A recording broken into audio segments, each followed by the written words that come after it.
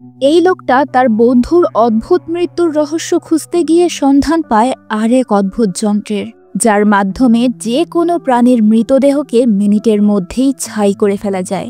এবং সেই যন্ত্রের রহস্য তাকে নিয়ে যায় সাগর পাড়ের একটা পোর্টে লুকিয়ে থাকা এক ভয়ঙ্কর নিষিদ্ধ সাম্রাজ্যে, যেখানে ছড়িয়ে আছে স্মাগলিংয়ের এক অন্ধকার জগৎ, আর সেই সাথে আছে এক ভয়ঙ্কর রহস্য যা আপনার আমার কল্পনারও বাইরে। বলছিলাম এবছরের সবথেকে হাইপড এবং বহুল অপেক্ষিত মুভি কুলির কথা। রজনীকান্তের ফ্যানদের জন্য তো এই মুভিটা মাস্ট ওয়াচ, আর যারা রজনীকান্তকে একটু কম পছন্দ করেন তাদেরকেও আমি মুভিটা সাজেস্ট করব, কারণ এই মুভির প্রত্যেকটা পরতে পরতে এত সাসপেন্স আর টুইস্ট আছে যেটা আপনার মাথা ঘুরিয়ে দেবে। তো চলুন এখন আর কথা না বাড়িয়ে আমি মিস বাঙালি এক্সপ্লেনার শুরু করছি আজকের এক্সপ্লেনেশন। গল্পের শুরুটা হয় সাইমন জেভিয়ার নামের একজন পাওয়ারফুল বিজনেসম্যানকে দেখিয়ে, যে ৯৯ বছরের জন্য লিজ নিয়েছে বিশাখাপট্টনমের সমুদ্র বন্দর। তার কোম্পানিতে মোট ১৪,০০০ লোক কাজ করে। বহু বছর ধরে সাইমন কোম্পানির আড়ালে স্মাগলিংয়ের নেটওয়ার্ক চালাচ্ছে, তাও আবার যেন তেন জিনিস নয়। সোনা, দামি দামি ঘড়ি, দামি দামি ফোন, সবকিছু মিলিয়ে অসংখ্য অবৈধ মালামাল ইম্পোর্ট এক্সপোর্ট করা হয় এই কোম্পানির মাধ্যমে। আর এই সব কিছুই করা হয় খুব গোপনভাবে। কোম্পানির ওয়ার্কারদেরকে লজিস্টিকের ভেতরে প্রবেশ করার আগে সবার ফোন এবং বিভিন্ন রকম ইলেকট্রনিক ডিভাইস জমা করতে হয়, আর সেই সাথে দিতে হয় একটা ব্লাড টেস্ট। কিন্তু কেন? এর উত্তরটা আমরা সামনে জানতে পারবো। সাইমনের এই সমস্ত কাজের দেখাশোনা করে দয়াল। সে সাইমনের ডান হাত, সেই সাথে স্মাগলিং নেটওয়ার্কের মূল চালিকা শক্তি সে। দয়াল এতটাই ভয়ঙ্কর যে কেউ সাইমনের বিজনেসে বাধা দেওয়ার চেষ্টা করলে দয়াল তাকে প্রাণে মেরে ফেলে। এমনকি ডেড বডি পর্যন্ত খুঁজে পাওয়া যায় না তাদের। পুলিশ একজন ইনফরমারকে ওয়ার্কার সাজিয়ে সাইমনের কোম্পানিতে ঢুকিয়েছিল, কিন্তু দয়াল তাকেও গায়েব করে দিয়েছে। বর্তমানে একজন ওয়ার্কার বেশ কিছুদিন ধরে পুলিশের কাছে সাইমনের কোম্পানির ব্যাপারে ইনফরমেশন দিয়ে যাচ্ছিল। দয়াল তাকেও নির্মমভাবে হত্যা করে। এরপর ওয়ার্কারদের উদ্দেশ্যে ঘোষণা দেয় পুলিশের একজন ইনফরমার এখানে ওয়ার্কার হিসেবে লুকিয়ে আছে, তাকে ধরিয়ে দিতে পারলে ২ কোটি টাকা পুরস্কার দেওয়া হবে। যাই হোক, সাইমনের পর তার বিশাল সাম্রাজ্যের মালিক হওয়ার কথা তার ছেলে অর্জুনের, কিন্তু সাইমনের এই বিজনেসে অর্জুনের কোনো ইন্টারেস্ট নেই। সে নিজের ক্যারিয়ার হিসেবে কাস্টমস অফিসারের পেশাকে বেছে নিয়েছে। তবে সাইমনের কোম্পানির যদি কোনো সরকারি সহযোগিতার প্রয়োজন হয় তাহলে অর্জুন সেটার ব্যবস্থা করে দেয়। সরাসরি বাবার বিজনেসে জড়িত না থাকলেও অর্জুন বিজনেসে যথেষ্ট হেল্প করে। সাইমনের এই বিজনেসের আড়ালে আরও একটি বিজনেস আছে। সেই বিজনেস চলে সাইমনের কোম্পানির রেস্ট্রিক্টেড এরিয়ায়, যেটার ব্যাপারে খুব কম লোকই জানে। সাইমনের এই গোপন বিজনেসের রহস্য ধীরে ধীরে উদ্ঘাটন হবে। তবে ততক্ষণে আমরা ঘুরে আসি চেন্নাইয়ের দেবা ম্যানশন নামের একটি বোর্ডিং হাউস থেকে। দেবা নামের এক ব্যক্তি এই বোর্ডিং হাউস চালায়, যেখানে দূর দূরান্ত থেকে আসা মানুষ সুলভ মূল্যে থাকতে পারে। তবে এই ম্যানশনে থাকার একটা শর্ত আছে, এখানে থাকতে হলে ধূমপান এবং মদ্যপান করা যাবে না। কিন্তু তাদের ম্যানশনের অ্যানিভার্সারির দিন সবার রিকোয়েস্টে দেবা সবাইকে একটু ছাড় দেয়। সে ওই দিন সবার সাথে অনেক আনন্দ ফুর্তি করে এবং সবাইকে মদ্যপান করতে অনুমতি দিয়ে দেয়। তবে যখন সবাই মদ বের করে তখন সে সবগুলো ঢেলে দেয় মাটিতে। অর্থাৎ সেলিব্রেশন করো ঠিক আছে, কিন্তু মদ খাওয়া যাবে না। তো সেই আনন্দের দিনেই হঠাৎ করে দেবার কাছে খবর আসে তার সবচেয়ে কাছের বন্ধু রাজশেখরের মৃত্যু হয়েছে। খবরটা শোনা মাত্রই দেবা ছুটে যায় বিশাখাপট্টনমে, যেখানে তার পরিবার নিয়ে থাকতো তার বন্ধু। রাজশেখরের শেষকৃত্যের আয়োজনে দেবাকে দেখে রাজশেখরের বড় মেয়ে প্রীতি অনেক রেগে যায়। সে দেবাকে অপমান করে সেখান থেকে তাড়িয়ে দেয়। তবে প্রীতির আচরণে দেবা কষ্ট পায় না, তার তো কষ্ট হচ্ছিল বন্ধুকে চিরতরে হারিয়ে ফেলে। যদিও রাজশেখরের মৃত্যু হয়েছে হার্ট অ্যাটাকে, কিন্তু দেবা সন্দেহ করে রাজশেখরের মৃত্যুর পেছনে কোনো রহস্য লুকিয়ে আছে। রাজশেখরের সাথে বেশ কয়েক বছর যোগাযোগ হচ্ছিল না দেবার, তাই দেবা এখন খোঁজ খবর নিতে শুরু করে এই সময়টাতে রাজশেখর কোথায় কাজ করেছে এবং তার জীবনে কি কি ঘটেছে। এসবের মাঝে দেবা জানতে পারে রাজশেখরের মৃত্যু বুকে আঘাত লাগার কারণে হয়েছে, কিন্তু রাজশেখরের পরিবারের কাছে ফেক পোস্টমর্টম রিপোর্ট দেওয়া হয়েছে, যেখানে লেখা রাজশেখরের মৃত্যু হার্ট অ্যাটাকে হয়েছে। দেবা রাজশেখরের অরিজিনাল পোস্টমর্টম রিপোর্ট খুঁজে বের করে। এরপর প্রীতির সাথে দেখা করে সব কিছু জানায়। এবং অরিজিনাল পোস্টমর্টম রিপোর্টটাও দেখায়। দেবা রাজশেখরের হত্যাকারীকে খুঁজে বের করতে চায়, কিন্তু প্রীতি চায় না দেবা এই বিষয়টা নিয়ে ঘাটাঘাটি করুক। সে বলে, এসব করলে তো আমার বাবা ফিরে আসবে না, তাই আমি বাবার হত্যাকারীর পেছনে না ছুটে আমার বোনদেরকে নিয়ে স্বাভাবিক জীবনযাপন করতে চাই। কিন্তু দেবা এতে চুপ করে থাকে না। সে রাজশেখরের মৃত্যুর রহস্য খুঁজতে থাকে। একটা পর্যায়ে সে রাজশেখরের একজন কলিগের সন্ধান পায়। তার কাছ থেকে দেবা জানতে পারে রাজশেখর 5 বছর আগে চাকরি ছেড়ে দিয়েছিল। রাজশেখর একটা রিসার্চ কোম্পানির জন্য কাজ করত। সে সময় রাজশেখর তার 3 মেয়ের পড়াশোনার খরচ জোগাতে হিমশিম খাচ্ছিল। সে তার মেয়েদেরকে ডাক্তার বানাতে চেয়েছিল, কিন্তু তার জন্য তো অনেক টাকার প্রয়োজন। তাই সে চাকরি ছেড়ে দিয়ে একটা ইলেকট্রনিক ক্রিমেটোরিয়াম আবিষ্কার করার চেষ্টা শুরু করে, যাতে নিজের ইনভেনশন উচ্চ মূল্যে বিক্রি করতে পারে। সে একটা ইলেকট্রনিক ক্রিমেটোরিয়াম চেয়ার তৈরি করে, কিন্তু এর জন্য রাজশেখরকে কিছু ইলিগাল ইলেকট্রনিক ইকুইপমেন্ট ব্যবহার করতে হয়েছে। এই ক্রিমেটোরিয়াম চেয়ারের কাজ হচ্ছে হাই ভোল্টেজ ইলেকট্রিসিটি ব্যবহার করে যে কোনো প্রাণীর মৃতদেহকে দাহ করে একেবারে ছাই করে দেওয়া। তবে এই চেয়ারটাকে বাণিজ্যিকভাবে তৈরি করার জন্য সরকারের অ্যাপ্রুভাল প্রয়োজন। রাজশেখর তাই সরকারের অ্যাপ্রুভাল নেওয়ার চেষ্টা করে, কিন্তু সরকারি কর্তৃপক্ষ এই চেয়ারের কাজ প্র্যাকটিক্যালি দেখার পর অ্যাপ্রুভ না করে উল্টো সেটা নিষিদ্ধ করে দেয় এবং সেই সাথে চেয়ারটা জব্দও করে নেয়। কারণ এই চেয়ার অপরাধীদের হাতের নাগালে পৌঁছলে তারা এটা ব্যবহার করে নির্বিচারে মানুষ হত্যা করতে পারবে, আর সেসব হত্যাকাণ্ডের কোনো প্রমাণও থাকবে না। রাজশেখর তার দীর্ঘ পরিশ্রমের ফসল ক্রিমেটোরিয়াম চেয়ার হারিয়ে একেবারে দিশেহারা হয়ে পড়ে। আর ঠিক সেই সময়ই রাজশেখরের জীবনে আবির্ভাব ঘটে সাইমনের। সাইমন তার ইলিগাল বিজনেস চালাতে গিয়ে অসংখ্য শত্রু বানিয়েছে। তার কাজে যখনই কেউ বাধা দেয়, দয়াল তাদেরকে হত্যা করে ডেড বডি সমুদ্রে ফেলে দেয়। একবার পরিস্থিতি এতটাই খারাপ হয় যে একসাথে 22 জন মানুষকে হত্যা করতে হয়, কিন্তু একসাথে এতগুলো ডেড বডি ডিসপোজ করতে বেশ ঝামেলা পোহাতে হয় তাদের। সে সময় অর্জুন সাইমনের কাছে গিয়ে জানায় এক ব্যক্তির কাছে এমন একটা ইলেকট্রনিক চেয়ার আছে যার মাধ্যমে মাত্র কয়েক সেকেন্ডের মধ্যে ডেড বডি ধুলোয় পরিণত করা যায়।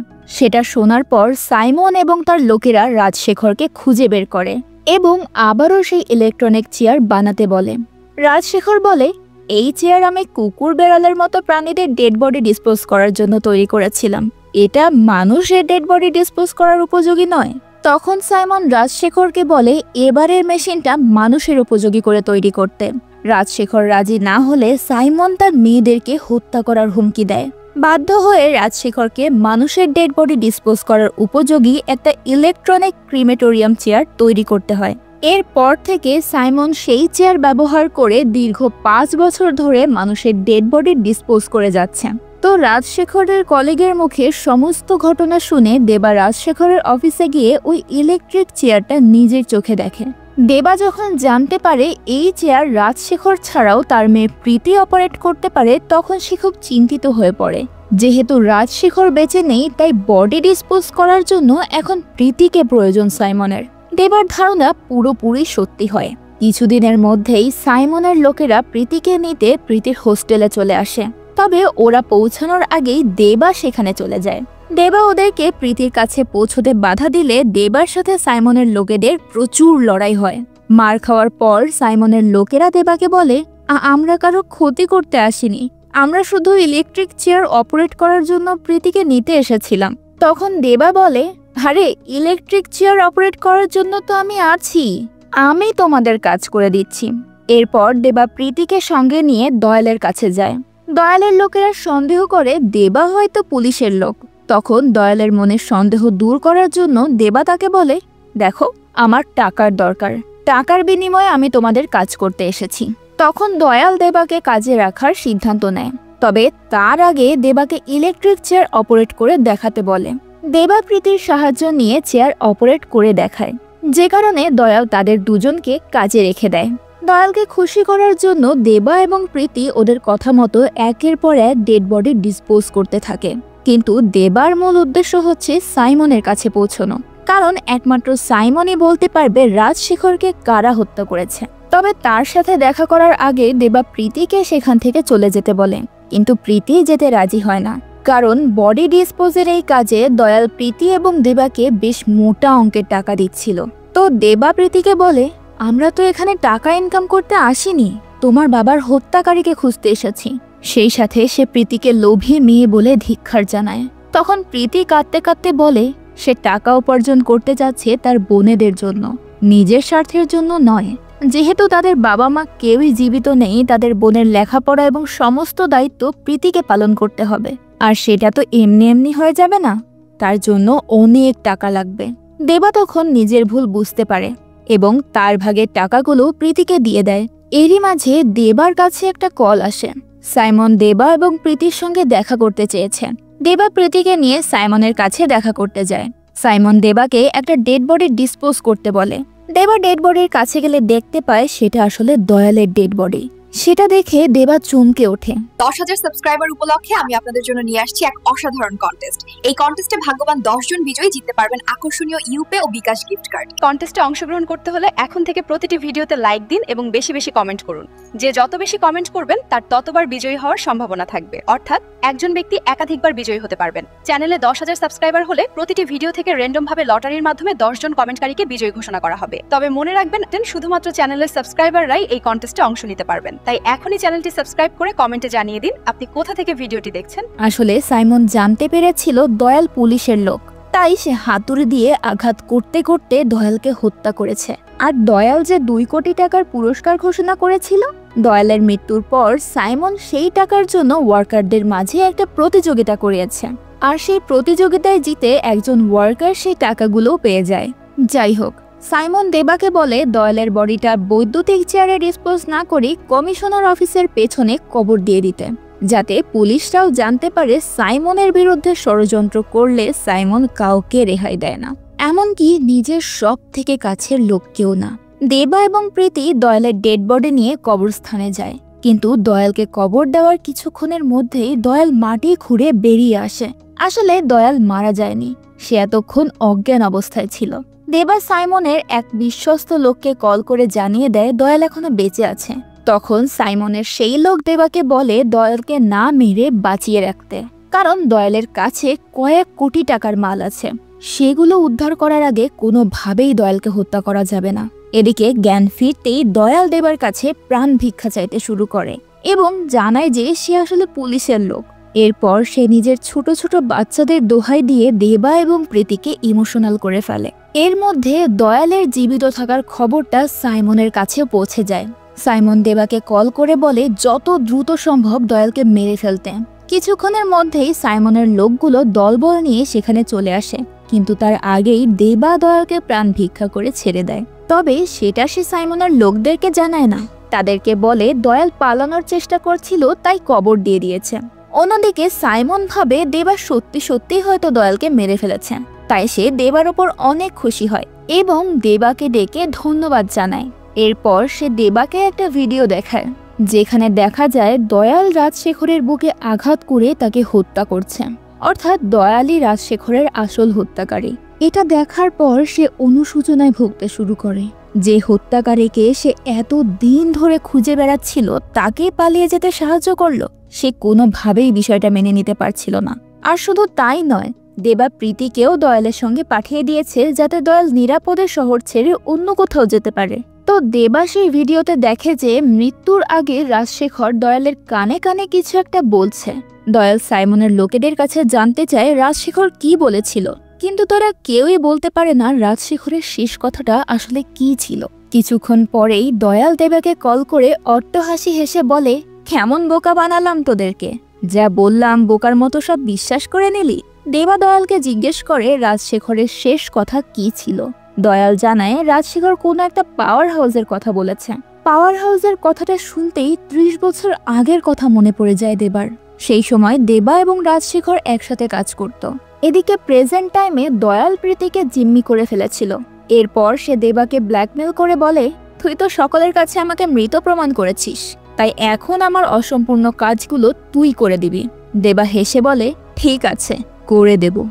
এরপর দয়াল প্রীতিকে বর্ণনা করতে শুরু করে যে সে কিভাবে তার বাবাকে জঘন্যভাবে অত্যাচার করে খুন করেছে। কথাগুলো শুনে প্রীতির চোখ বেয়ে পানি পড়তে শুরু করে, আর সেটা দেখে দয়াল মজা নিতে থাকে। এরই মাঝে দেবা দয়ালের কথা মতো বেরিয়ে পড়ে। দয়াল তাকে ফোনের মাধ্যমে গাইড করতে থাকে যে তাকে কোথায় কোথায় যেতে হবে, আর দেবাও চুপচাপ তার গাইডেন্স ফলো করতে থাকে। দেবা একটা লোকের কাছ থেকে পাসপোর্ট এবং একটা চাবি কালেক্ট করে। এরপর দয়ালের কথা মতো চাবিটা একটা বাচ্চা ছেলেকে দিয়ে দেয়। একদিকে দেবা তার কথা মতো কাজ করে যাচ্ছিল, অন্যদিকে দয়াল প্রীতিকে দিয়ে তার সেবা করিয়ে নিচ্ছিল। বেচারির 2 বোনকে দয়ালের লোকেরা আটকে রেখেছিল, যে কারণে তার চুপচাপ সবকিছু সহ্য করা ছাড়া আর কোনো উপায় ছিল না। তো দেবা ওই ছেলেটাকে ফলো করতে করতে ভল্টে পৌঁছে যায়, যেখানে সোনা দানা আর ক্যাশ টাকায় ভরপুর ছিল। মূলত এই টাকাগুলোর কথাই সেদিন সাইমনের লোকেরা বলছিল। তো দেবা সেখানে ওই পাসপোর্ট সহ টাকা ভর্তি ব্যাগটা রেখে বেরিয়ে আসেন। অন্যদিকে অর্জুন এবং তার গার্লফ্রেন্ড তাদের সম্পর্কটা নিয়ে খুব দুশ্চিন্তায় ছিল। অর্জুন তার বাবাকে বলতে ভয় পাচ্ছিল, কারণ তার বাবা হয়তো তাদের সম্পর্কটা মেনে নেবে না। তাই সে দেবার সাথে কথা বলার সিদ্ধান্ত নেয়, কারণ বর্তমানে দেবাই তার বাবার সবথেকে কাছের লোক হয়ে গেছে। তবে অর্জুন দেবার সঙ্গে কথা বলতে গিয়ে দেখে সে নিজের কাজে ব্যস্ত, তাই আর কথা বলা হয় না। এদিকে দেবা দয়ালের কথা মতো তাদের পোর্টের গোপন গোডাউনে গিয়ে দেখে সেখানকার স্টাফরা পুলিশের একজন ইনফর্মারকে ধরে ফেলেছে। এটা সেই লোক যে 2 কোটি টাকা জিতেছিল।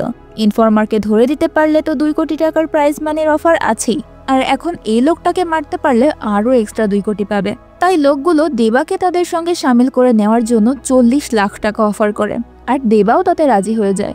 এরপর তারা সবাই মিলে ওই ইনফর্মারকে নিয়ে বেরোনোর সময় হঠাৎ করে তাদের মনে সন্দেহ জাগে, কারণ তারা তো ওই গোডাউনের স্টাফ ছিল, কিন্তু বাইরের কেউ তো ভেতরে আসার কোনো সুযোগ নেই। তাহলে দেবা কি করে এলো?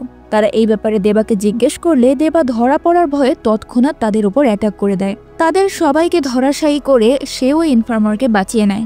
এরপর তার কাছ থেকে জানতে পারে যে এই সোনা দানার স্মাগলিং তো একটা ধোঁয়াশা মাত্র। সাইমনের আসল বিজনেস হার্টের ট্রাফিকিং। সে ওই পোর্টে কাজ করা কুলিদেরকে মেরে তাদের হার্টের ব্যবসা করত। মূলত এই কারণে শুরুতে প্রত্যেককে ব্লাড টেস্ট করানো হতো। সেটা শুনে দেবা অবাক হয়ে যায়। এরপর সে তার এক ইনফর্মারের মাধ্যমে দয়ালের সমস্ত ইনফরমেশন বের করে ফেলে। লোকটা পুলিশ ট্রেনিং শেষ করার সাথে সাথেই তাকে ইনফর্মার হিসেবে এই মিশনে পাঠানো হয়, কিন্তু পরবর্তীতে সে নিজেই এই সাম্রাজ্য দখল করে বসে। দেবা কাকে রেখে কাকে ধরবে এটা নিয়েই খুব কনফিউজড ছিল। এমন সময় তার সাথে অর্জুনের দেখা হয়ে যায়। অর্জুন যেহেতু তার সাথে কথা বলতে চেয়েছিল, তাই দেবা তাকে সঙ্গে নিয়ে সেখান থেকে বেরিয়ে পড়ে। কিন্তু রাস্তায় হঠাৎ দয়াল তাকে ফোন করে অর্জুনকে মেরে ফেলতে বলে। তবে দেবা তাতে রাজি হয় না, কারণ এই পুরো গ্যাংয়ের ভেতর একমাত্র অর্জুনই ভালো স্বভাবের ছিল। তখন দয়াল তাকে প্রীতিকে মারার ভয় দেখিয়ে বাধ্য করে অর্জুনকে মেরে ফেলার জন্য। দেবা অর্জুনকে নিয়ে বাড়ি যাওয়ার বদলে অন্য রাস্তায় গেলে অর্জুন সেটা দেখে বেশ ঘাবড়ে যায়। সে বুঝে গিয়েছিল দেবা হয়তো তাকে মারতে নিয়ে যাচ্ছে, তবে সেটা নিয়ে তার কোনো আক্ষেপ ছিল না, কারণ সে যে ভুল করেছে তাতে তার বাবা এমনিতেও তাকে মেরে ফেলতো। এসব কথা বলতে বলতেই তারা লোকেশনে পৌঁছে যায়। সেখানে গিয়ে অর্জুন দেখে দেবা আগে থেকেই তার গার্লফ্রেন্ডকে সেখানে ডেকে এনেছে। এরপর দেবা তাকে তার গার্লফ্রেন্ডকে নিয়ে সেখান থেকে পালিয়ে যেতে বলে, কিন্তু দুর্ভাগ্যবশত অর্জুনরা পালানোর সময় সাইমনের লোকেরা তাকে দেখে ফেলে। তারা মূলত সাইমনের কথা মতো শুরু থেকেই দেবার উপর নজর রাখছিল। এরপর অর্জুনকে দেবার সাথে দেখে তাদের অর্জুনের ওপরেও সন্দেহ হয়। পরদিন দয়াল যখন অর্জুনকে ছেড়ে দেওয়ার ঘটনাটা জানতে পারে, তখন সে দেবাকে ফোন করে প্রীতিকে একটা উঁচু বিল্ডিং থেকে ফেলে দেওয়ার হুমকি দিতে শুরু করে। দেবা তাকে রিকোয়েস্ট করতে থাকে প্রীতির কোনো ক্ষতি না করতে, কিন্তু দয়াল তার কোনো কথা শুনে না। আর তখনই গল্পে আসে এক নতুন টুইস্ট। দয়াল যেমন প্রীতিকে আটকে রেখেছিল, ঠিক তেমনি দেবা এবার দয়ালের ওয়াইফকে আটকে রেখে তাকে হুমকি দিতে শুরু করে। আর তার ওয়াইফ অন্য কেউ নয়, অর্জুনের গার্লফ্রেন্ড ছিল। শুরু থেকে তারা স্বামী স্ত্রী মিলে অর্জুনকে ফাঁসাচ্ছিল। তবে সৌভাগ্যবশত কোনো রকম অঘটন ঘটার আগেই দেবা অর্জুনকে বাঁচিয়ে নেয়। এরই মাঝে রাজশেখরের কলিগ দেবাকে জানায় যে রাজশেখর তাকে বলেছিল যদি কখনো দেবার ম্যানশনে তার কুলি নাম্বার জিজ্ঞেস করে কোনো ফোন আসে, তাহলে যেন দেবা বুঝে যায় এটা তার সন্তান। এই কথা শুনে দেবা হতবাক হয়ে যায়। সে তৎক্ষণাৎ ম্যানশনের উদ্দেশ্যে রওনা হয়ে যায়।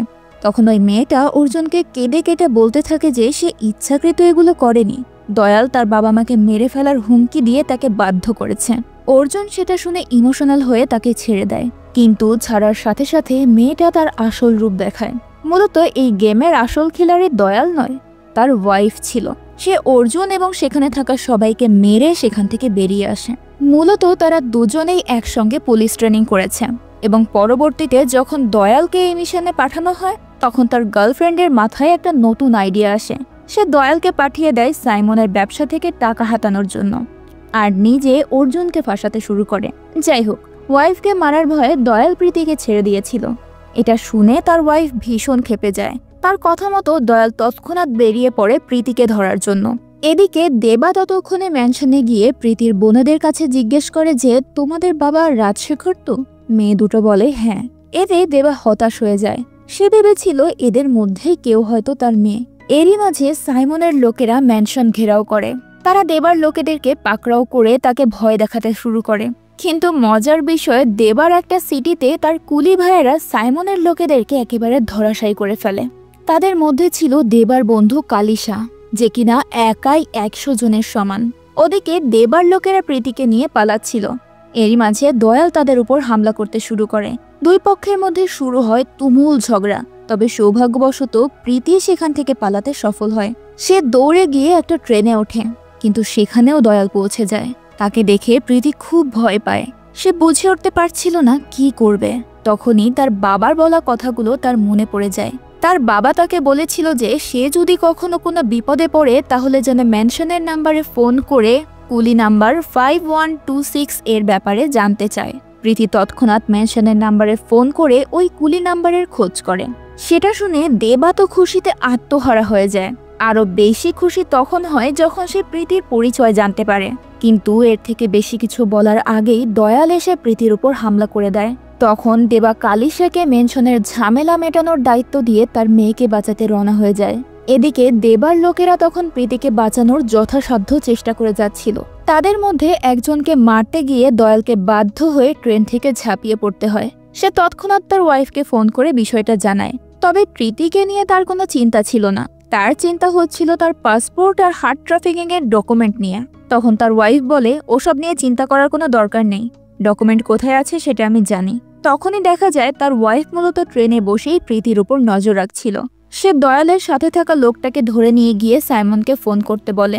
দয়ালও তার কথা মতো সাইমনকে ফোন করে নিজের সমস্ত দোষ দেবার ঘাড়ে চাপিয়ে দেয়। তাকে বলে দেয় দেবা মূলত আসল ইনফরমার আর দয়ালরা তার হয়েই কাজ করে।